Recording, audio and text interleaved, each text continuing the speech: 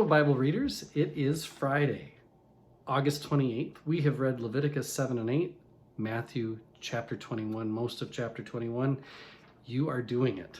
Leviticus is not an easy read, and yet you are making your way through it. Don't stop now. I offer great encouragement to you to press on. It continues to be something, Leviticus, although a dry read, I'm also learning quite a bit from it, especially as it connects to the way Christians, well, for example, today, talking about the ordination of Aaron and what we know about and how we practice the relationship between priests or clergy and people and how they relate to God. That's all rooted in Leviticus. We take a lot of things for granted as far as like priesthood of all believers, or that the priest shall also participate in giving sacrificial offerings. Well, where do those ideas come from? Leviticus. They don't just come out of nowhere. So I've already given away a couple things I wanted to talk about. The first is that priests shall share in making sacrificial offerings. That's important because, you could have priests be like, this isn't my deal, this is your deal, people.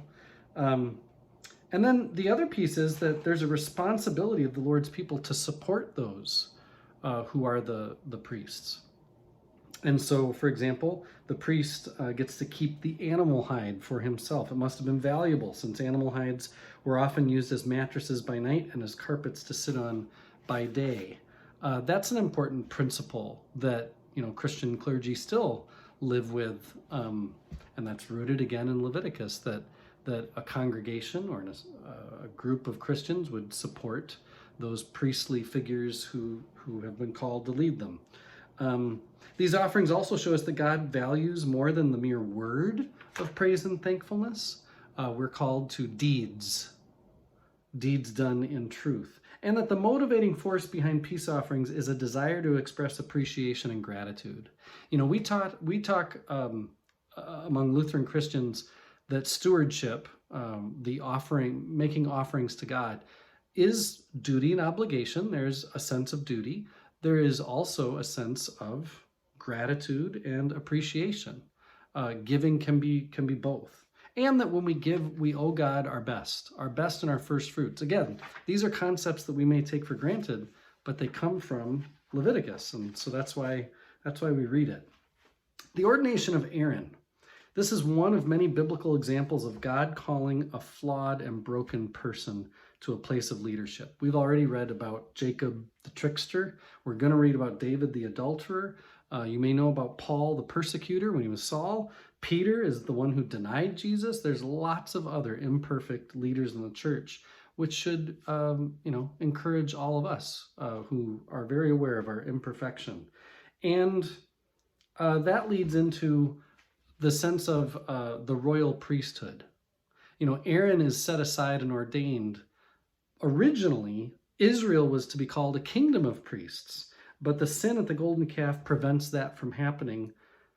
However, that original call for all laity to be a royal priesthood was never forgotten. It was repeated for believers after the resurrection of Christ. It's why Lutheran Christians talk about the priesthood of all believers, this idea of royal priesthood, that no one person is closer to God than anyone else. That is made perfect in Jesus. He fulfills that ideal, if you will.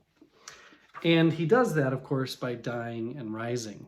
And that whole story starts in this section of Matthew, in this triumphal entry into Jerusalem, which I really wanted to point out. I wish we were reading Zechariah at the same time as we're reading Matthew right now, because Matthew is basically rooting all of this story in Zechariah chapter 9, verse 9, about Jesus enters as a meek and humble king. In Zechariah, the prophecy is kind of like, look out, because here comes this, big hero, this hero king, and Matthew gives all the trimmings, all the people, shouting at him and celebrating him, but then also he's riding on a donkey. He's meek, he's humble. The principles that I wanted to share at the very start of this passion story, we see Matthew's characteristic perspectives on Jesus's passion. Number one, Jesus is in control of events. Number 2, everything takes place according to the scriptures. And number 3, even though Jesus suffers, he maintains his identity as Lord and Son of David. Those are important things to remember for Matthew specifically. Each gospel is so unique unto itself. That's part of what makes them great together. I am one with my God. My God is with us, all of us, at all times and in all places.